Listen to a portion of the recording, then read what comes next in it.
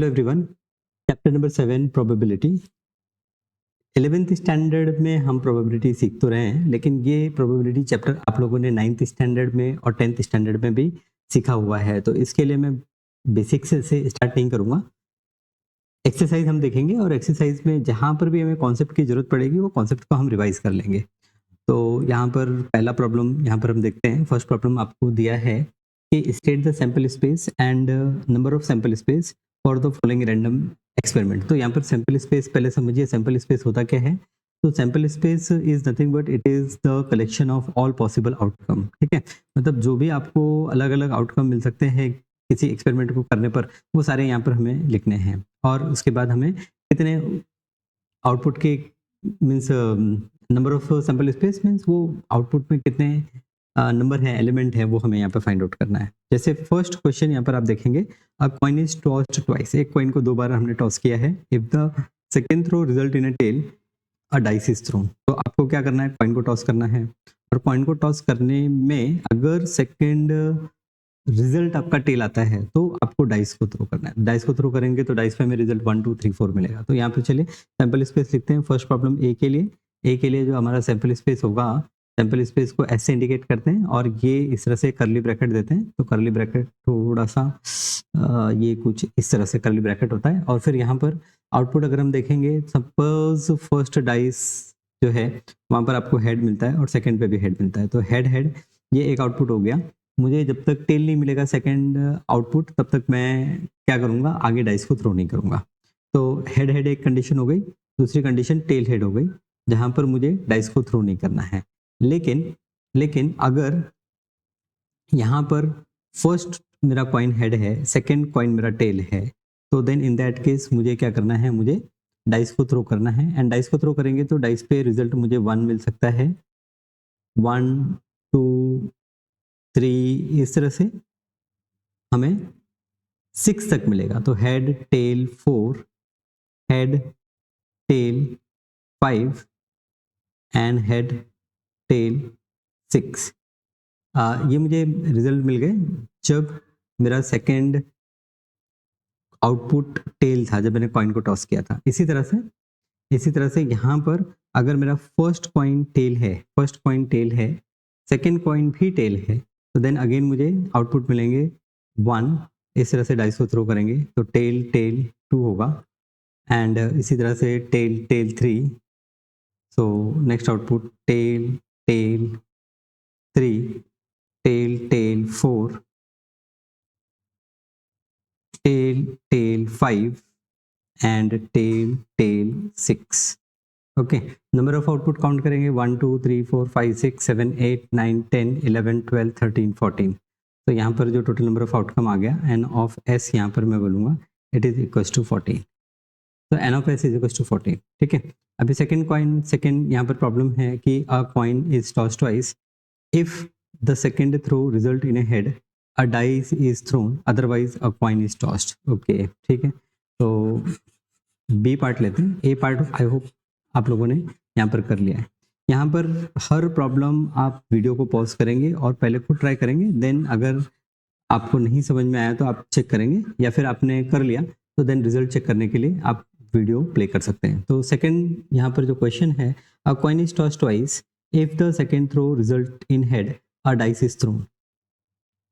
Second throw results in head, a dice is thrown, otherwise a coin is tossed. ठीक है, तो यहाँ पर सैंपल स्पेस देखिए क्या कहता है कि अगर सेकंड थ्रो मेरा हेड होगा तो मुझे डाइस को थ्रो करना है। तो एक काम करते हैं, पहले हम कंडीशंस ले लेते हैं। जहाँ पर चले हेड टेल ले लेते हैं। तो अगर हेड टेल होगा, सेकंड मेरा हेड नहीं है, तो मुझे क्या करना है, वापस से कॉइन को टॉस करना है। कॉइन को टॉस करना है तो मुझे हेड मिल सकता है, या फिर हेड टेल टेल मिल सकता है। ठीक है, फिर इसी तरह से फर्स्ट मेरा कॉइन टेल होगा, सेकंड कॉइन भी मेरा टेल होगा। तो यहाँ पर वापस से मुझे एक कॉइन को ही टॉस करना है। ओके, और जो रिजल्ट होगा मेरा हेड और टेल हो सकता है, 2 रिजल्ट हो सकते हैं। तो यहाँ पर हमने देखा कि अगर मेरा सेकंड कॉइन पर रिजल्ट टेल आता है तो these are the outputs. Now अगर सेकंड कॉइन पर मेरा हेड आता है, सेकंड कॉइन पर हेड आता है तो कैसे, हेड हेड, सेकंड कॉइन पर हेड आ गया तो देन मुझे क्या करना है, डाइस को थ्रो करना है। डाइस को थ्रो करना है तो I will get result as head head 1, head head 2, okay. Similarly I have head head head head 3, head head 3,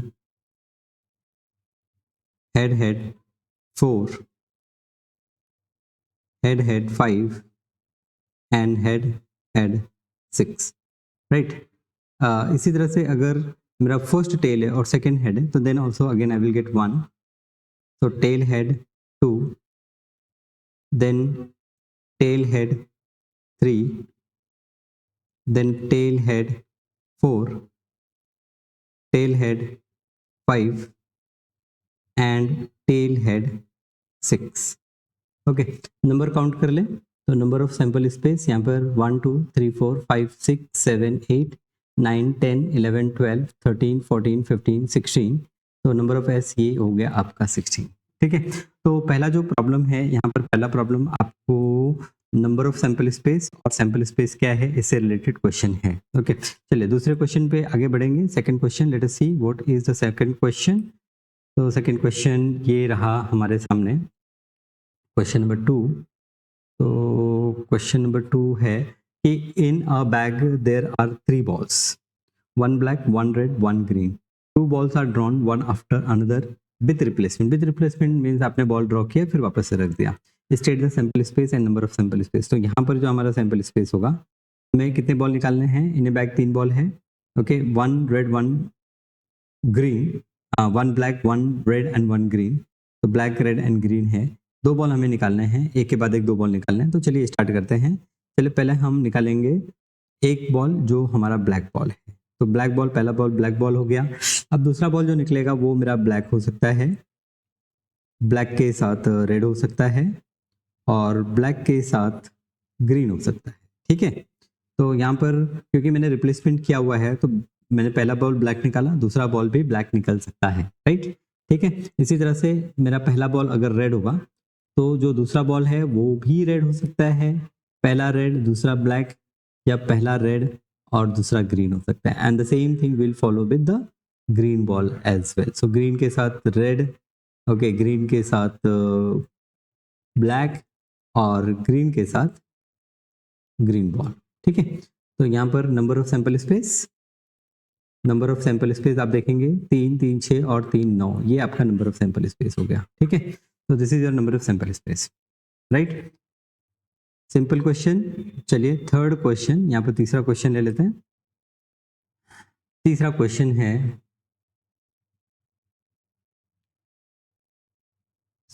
यहाँ पर जो तीसरा क्वेश्चन है वो है कि a coin and a dice are tossed, state the sample space of the following, ठीक है। चलिए आप लोग लिखेंगे, एक एक करके सैंपल स्पेस बताएंगे। सैंपल स्पेस क्या है?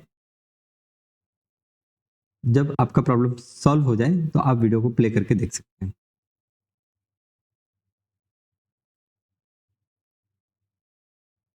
ओके चलिए ठीक है, स्टार्ट करते हैं। यहाँ पर दिया है कि a coin and a dice are tossed, state the sample space of the following event. पहला है इवेंट ए। इवेंट ए है getting, sample space getting a head and an even number. तो getting a head, state the sample space of the following event, okay। sample space of the following event, sample space of the following event means हमें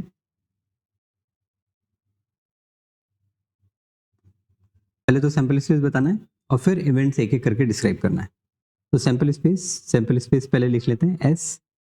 तो S a coin and A dice is tossed. तो जब आप coin को toss करेंगे तो coin पे आपका रिजल्ट होगा हेड, उसके बाद आप डाइस को थ्रो कर रहे हैं तो रिजल्ट विल बी 1। तो H1 H2 H3 H4 H5 H6, ये आपका रिजल्ट हो गया हेड के साथ। टेल के साथ देखेंगे तो tail 1, tail 2, tail 3, tail 4, tail 5 and tail 6, ये हमारा सैंपल स्पेस है। नंबर ऑफ सैंपल स्पेस अगर कोई कहता है तो हेड के साथ 6 आउटपुट मिले, टेल के साथ 6 आउटपुट मिले, 6 6 12, ये मेरा नंबर ऑफ सैंपल स्पेस हो गया। यहाँ पे नंबर ऑफ सैंपल स्पेस पूछा नहीं है, तो नंबर ऑफ सैंपल स्पेस निकालने की कोई ज़रूरत नहीं है। फिर इसके बाद हमें इवेंट ए फाइंड आउट करना है। तो इवेंट ए अगर हम देखें तो इवेंट ए है getting a head and an even number. तो गेटिंग ए हेड, तो हेड आना चाहिए और इवन नंबर आना चाहिए। तो हेड 2, हेड 4, हेड 6, ये हमारा सैंपल स्पेस नहीं, ये हमारा इवेंट ए है। इवेंट बी अगर देखें तो इवेंट बी है getting A prime number. Getting a prime number तो जो आपका पहला है, a coin is and a dice is tossed, which is simple. Okay, getting a prime number, तो गेटिंग अ प्राइम नंबर तो फर्स्ट कॉइन है, first coin उस पर आपका हेड या टेल कुछ भी हो सकता है।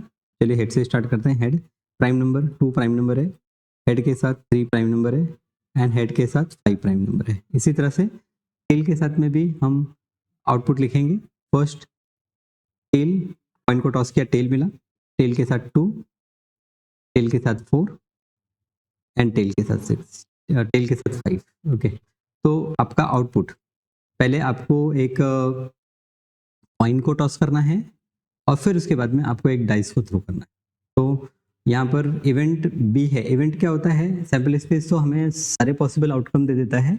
इवेंट क्या होता है? हमारा एक्सपेक्टेड आउटकम होता है, हमारा रिक्वायर्ड आउटकम होता है, हमारा डिजायर्ड आउटकम होता है। तो अगर मुझे डिजायर्ड आउटकम चाहिए कि प्राइम नंबर मिले, तो प्राइम नंबर मिले तो प्राइम नंबर से रिलेटेड ये मेरे आउटपुट हो गए, ठीक है।